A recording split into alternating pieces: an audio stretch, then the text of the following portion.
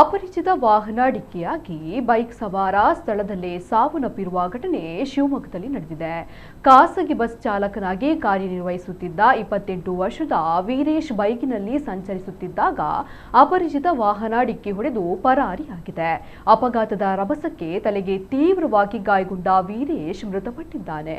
ಸದ್ಯ ಪೊಲೀಸರು ಈ ಬಗ್ಗೆ ಪ್ರಕರಣ ದಾಖಲಿಸಿಕೊಂಡಿದ್ದಾರೆ.